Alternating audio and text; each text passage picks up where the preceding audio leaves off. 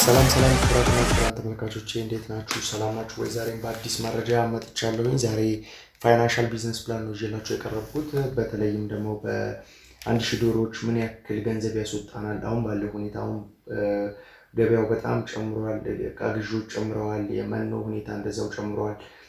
የዶሮዎች ግዢ ብቻ ነው ባለበት እስካሁን ያለው ማለት ነው። ስለዚህ የተወሰኑ ለውጦች አሉት። የተወሰነ በተለይ በመኖ ላይ የመኖ አጠቃቀማቸው ላይ እንዳለ ሆኖ የዋጋው ላይ ግን የመኖ ዋጋ ስለጨመረ በጣም ለውጥ አመጥቷል። በተለይ ከዚህ በፊት ለ1000 ዶሮ ብዬ ከሰራሁት ጋር በጣም በሺዎች የሚቆጠር ልዩነት አለው ማለት ነው። ይሄ ማለት መኖ ምን ያክል እርባታችንን ከፍም ዝቅም እንደሚያደርገው ማየት እንችላለን።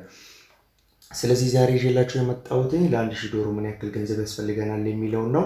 ብዙዎቻችሁ ጠይቃችሁኛል። ብዙዎቻችሁ በተለይ እንደዚህ ገንዘብ ነክ የሆነ ነገር ላይ በጣም ትኩረት አድርጋችሁ ነው የምትሰሙት የምታዩት ማለት ነው። ስለዚህ ዛሬ እሱን ይዤላችሁ መጥቻለሁኝ። እስከ መጨረሻው መከታተላችሁን እንዳትረሱ። የእኛን አገልግሎት የምትፈልጉ ካላችሁ ስለኛ አገልግሎት የተወሰነ ልበላችሁ። ስልጠና የምትፈልጉ ካላችሁ በጫጩት፣ በቄብ፣ በእንቁላል ጣይ፣ በመኖ ዝግጅት እና በጫጩት ማስፈልፈል ስራ ላይ እንዲሁም በስጋ ዶሮች ላይ መሰልጠን የምትፈልጉ ሙሉ ፓኬጁን 4500 ብር በአካልም በኦንላይን መሰልጠን ትችላላችሁ። ሩቅ ያላችሁ በኦንላይን መሰልጠን ትችላላችሁ። በአካልም መታችሁ መሰልጠን ትችላላችሁ። ሌላው ስለ ቄብ ዶሮች ነው። 180 ብር ነው የምንሸጠው። የ2 ወር ዶሮች ነው።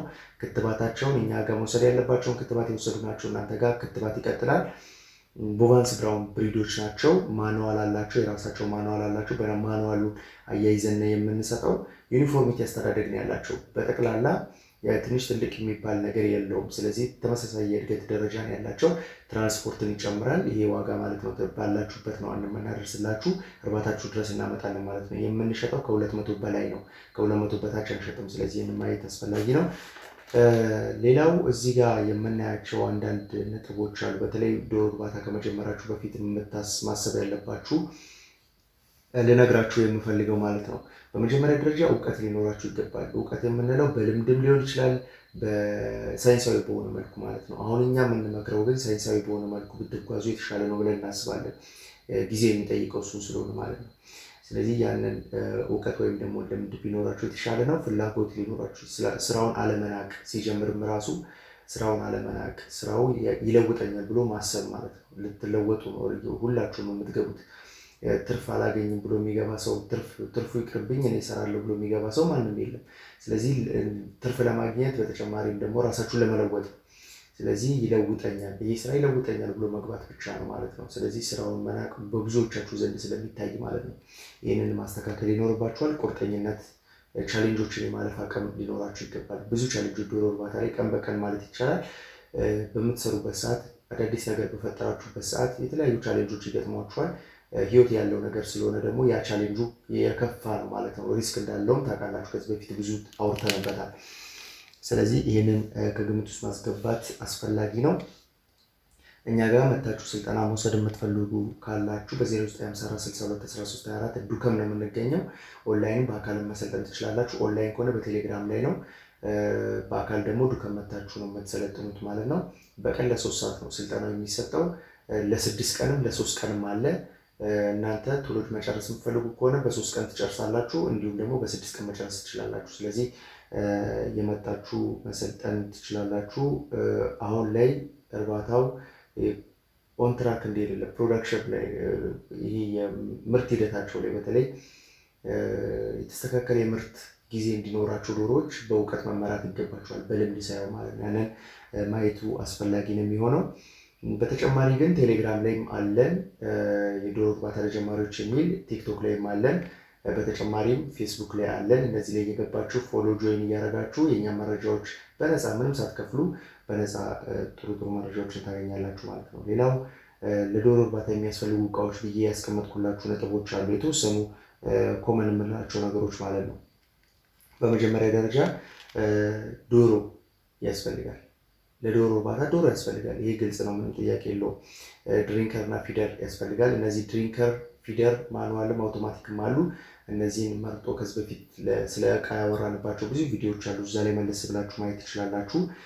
ፊደርም በተመሳሳይ ምን ያክል ዲያሜትር ነው፣ ምን ያክል ዶሮ ያስመግባል፣ ምን ያክል ኪሎ ይይዛል፣ ምን ያክል ሊትር ይይዛል የሚለው ፊደር ላይም ድሪንከር ላይም በደንብ ማየት አስፈላጊ ነው። ሌላው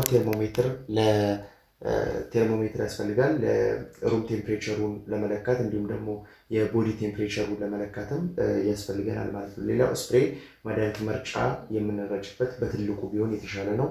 አዲስ ቤት ከሆነ መረጨት ያስፈልገዋል። እርባታም ከነበረበት መረጨት ስለሚያስፈልገው ኬሚካል መርጫ ስፕሬይ ያስፈልጋቸዋል ማለት ነው። ሌላው ቱታ፣ ቦቲ፣ ጓንት፣ ሮቶ ያስፈልጋቸዋል። እነዚህ በጣም ጥቃቅን የምንላቸው እቃዎች ናቸው፣ ብዙም ወጪ አያስፈልጓቸውም። ስለዚህ ግን የግድ መሟላት መቻል አለባቸው። ፊደርም ድሪንከርም የራሱን የቻለ ቁጥር አለው፣ በቁጥር ነው የሚገባው። ምን ያክል ኪሎ ይዛል፣ ምን ያክል ሊትር ይዛል የሚለውን ምን ያክል ዲያሜትር ነው ስፋቱ በሴንቲሜትር ሲቀመጥ ምን ያክል ዶሮ ሊያስመግብ ወይም ደግሞ ሊያስጠጣ ይችላል የሚለውን በደንብ ማየት አስፈላጊ ነው። ሌላው ወደ ፋይናንሻል ቢዝነስ ፕላኑ ስገባ 1000 ዶሮዎችን ያስቀመጥኩላችሁ። 1000 ዶሮዎችን በ180 ብር ብትገዙ 180 ሺህ ብር ለዶሮ ግዢ ብቻ ታወጣላችሁ። የ2 ወር ዶሮዎች መሆን አለባቸው። አሁን እያወራን ያለ ነው እዚህ ጋር ፋይናንሻል ቢዝነስ ፕላኑ የተሰራው ለ2 ወር ዶሮዎች የሚሆን ነው ማለት ነው።